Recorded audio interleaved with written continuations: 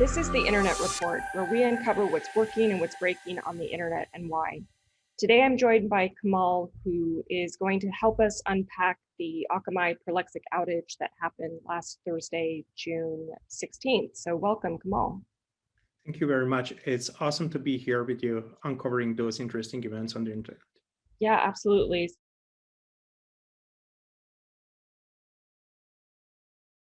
All right, so this is Akamai's statement, and they specifically said that this was not due to a DDoS attack.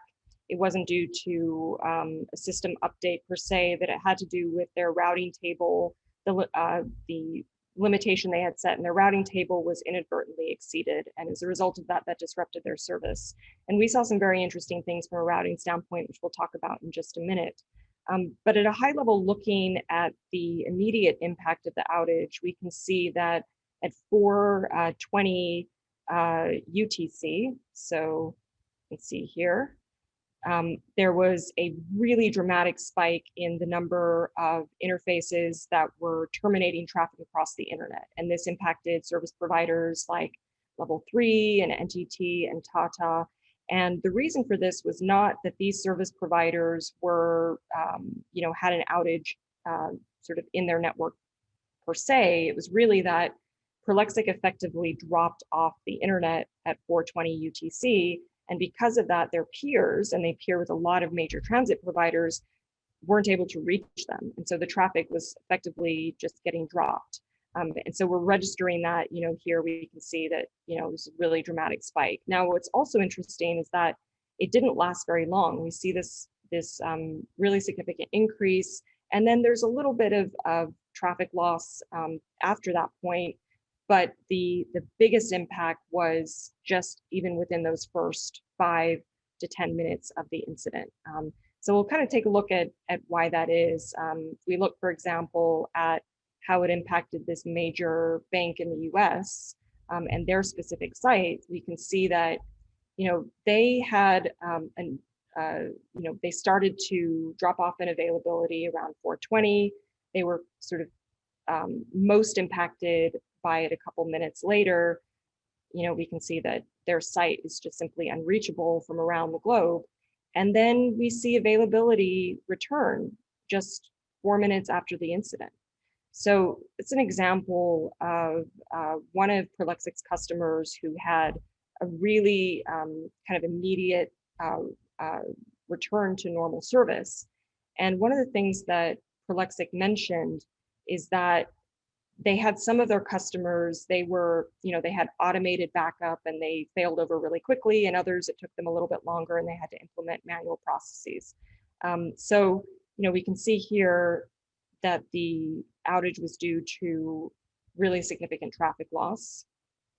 I think that's potentially the most interesting aspect of this complete event, how certain companies had a procedure to react quite quickly to these changes, and how certain companies actually took very extended period of time to recover from it.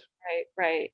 Yeah, before we drop down into the routing view, we can just see here when they recovered service, the service provider they're connected to, in this case, we see Level 3, whereas previously it was Prolexic that was front-ending the service, sort of the provider that they were connected to, and all traffic sort of would flow through them to get to this banking data center, web banking sites data center.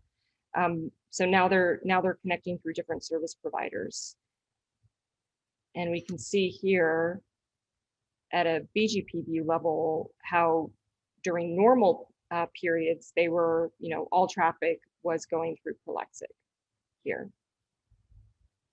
Exactly, and which means that obviously, due to how internet works, only best prefixes gets installed, like the best one, right?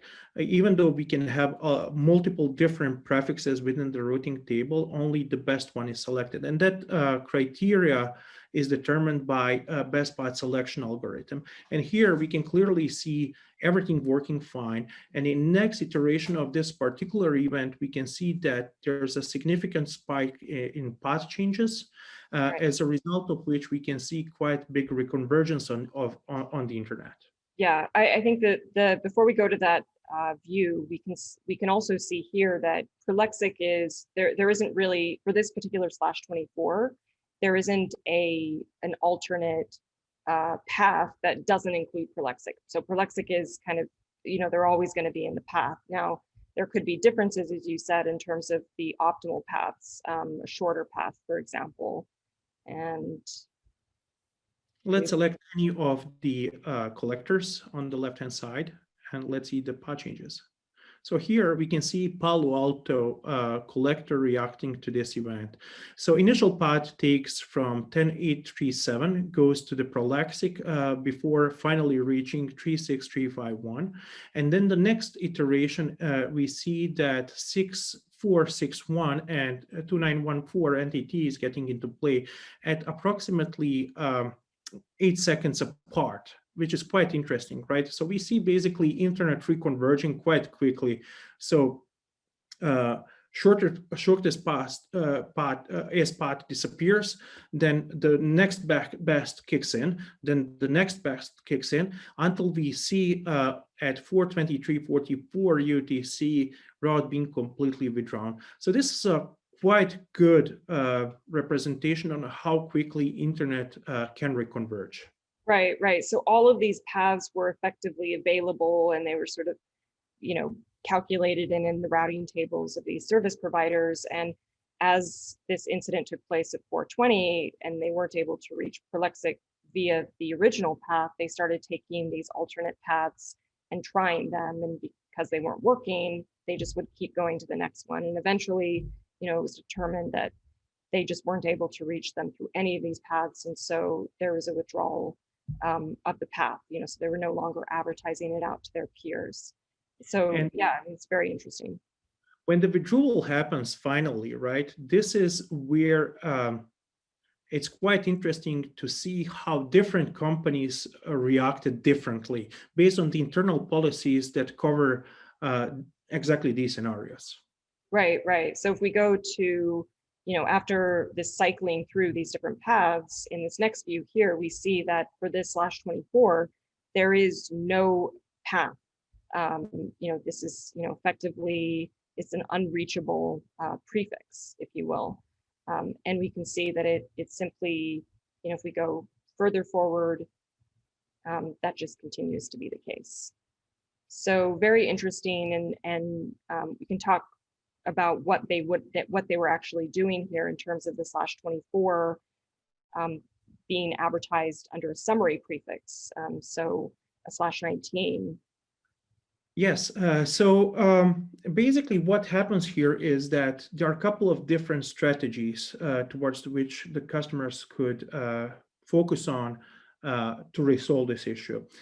First of all, basically, if the customer is advertising /24 and it's the only prefix that they are advertising towards the internet, then alternatively, what they could have done is to do some traffic engineering and advertise the prefix towards a different ISP or transit provider. So that's the first thing to do. However, doing any traffic engineering takes time, right? So alternatively, what they could have done if this was the only prefix that they were advertising is to have the alternative ISP already in place, so to say. So what would you do in case of ingress traffic if you have two ISPs, let's say ISP A and ISP B, right? You would advertise ISP A, which is a preferred one, normally, and then you would prepend your 3 times or 6 times your prefix when you are advertising it towards the ISP B. And that would ensure that your ingress traffic is taking always the path through A, because the BGP works in a way as part of which it takes the shortest AS path always, right? So that's the ingress path. There's a significant challenge when it comes to egress there, right? This is just half of the picture that we just covered. The second thing is to have the policy, and probably most of the companies do have the policy to avoid asynchronous traffic, right? So if you have the ingress coming over the preferred ISP A, you likely would have egress going over that same path, right? So what would you do potentially is that you would have issue again, as part of which now, even though this particular prefix that was going through the provider A, in this particular case, that's Prolexic, went off air, disappears from the internet, you would still have a prepended prefix. However, your egress policy would potentially still point towards the Akamai or Prolexic, and you would still have a loss. So there are examples as part of which we can see that even though the traffic is now taking a different path or taking different ASNs towards the target, the loss is still present, right? And that is likely because the egress traffic was still going to the Akamai itself. So in order to avoid that, I think that the fastest way to deal with this kind of situations is just to shut down the peering, right?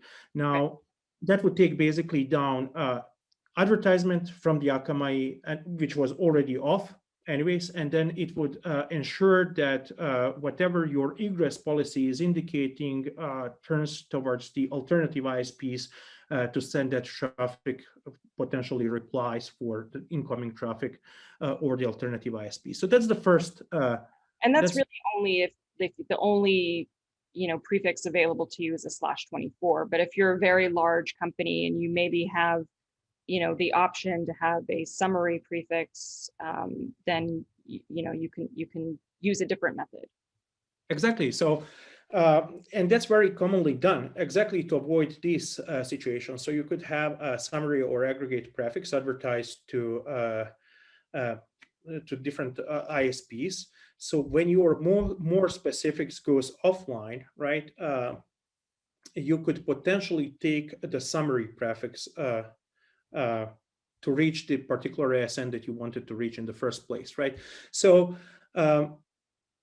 what would have happened in this particular case if the companies were advertising summaries? We saw within the 15 minutes time span that our platform shows as of right now, we saw that basically internet was reconverging through different ASNs, trying to find the active path. And once that was not available any longer, basically the prefix was withdrawn. However, if you were to advertise summary prefix, what we would show is traffic ingressing over that particular summary prefix, right? Now, there are some challenges with that. Like there are challenges in general, like with how you do your routing policies. But the problem here is that, let's say that you have /22 as a summary prefix, and then you are advertising more specific for /24s throughout the different POPs or all around the globe, right? What would have happened if you were to advertise those /24s and summaries, right? Where would you advertise summaries? Well, potentially the best approach would be to advertise summary as an unicast, and then you would leave it to the internet reconvergence to identify based on different criteria of how well peered your POPs are on how to route the traffic towards the POP to the summary, and then from the summary to the origin data center. Obviously, that's something that you would need to think of as well. This large bank that recovered very quickly within just a few minutes, they had the /24s that were being advertised for Prolexic. They were bundled under a /19. And when the /24 and Prolexic, all the paths were exhausted and, that convergence occurred, and then that path was basically withdrawn, then everything would just automatically flow over to that /19. And so they had a really kind of quick recovery mechanism in place as a result of that. And to your point, the advertising a /19 and any casting that is maybe less precise than advertising a /24 across different POPs, but it's better than nothing. At least your service is reachable and you can recover very quickly. Exactly. And at the start of this talk, we actually spoke about how different customers reacted, potentially based on their policy, differently to this event, right? Some of them resolved the event within 3 minutes, some within an hour, and some within 60 minutes or 90 minutes, right?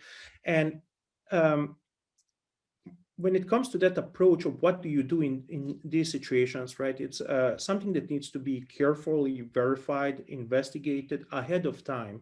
So when these scenarios happens, you have like playbook, so to say, or if not the playbook, even better, you have automation to resolve this problem. So when I said that potentially the best solution for the customers that had alternative routing or alternative BGP policies into place, such as advertising with the prepends or um, advertising summary prefix.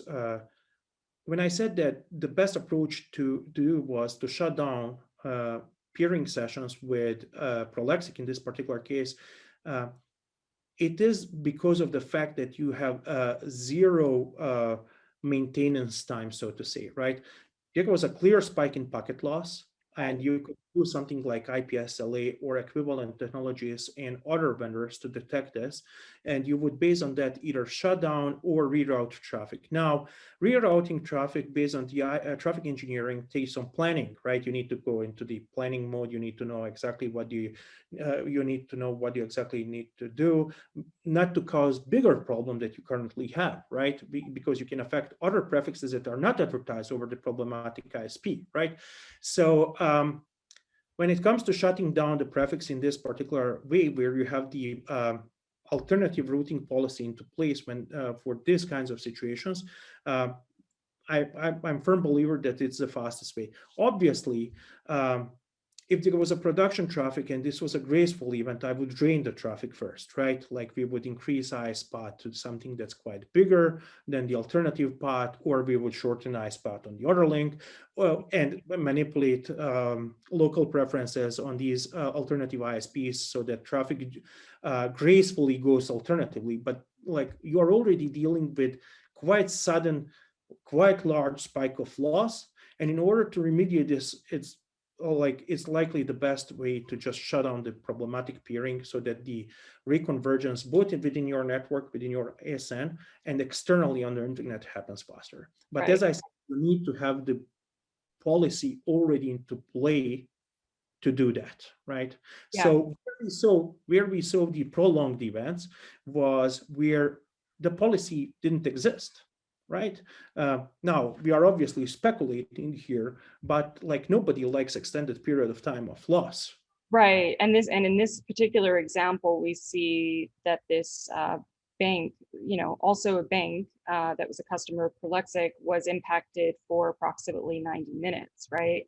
So this is an indication there clearly wasn't any kind of automated failover in place. And to your point, traffic engineering, that takes time, right? So initially we see, traffic loss here. This is, can't even establish a connection because DNS isn't even available at this point.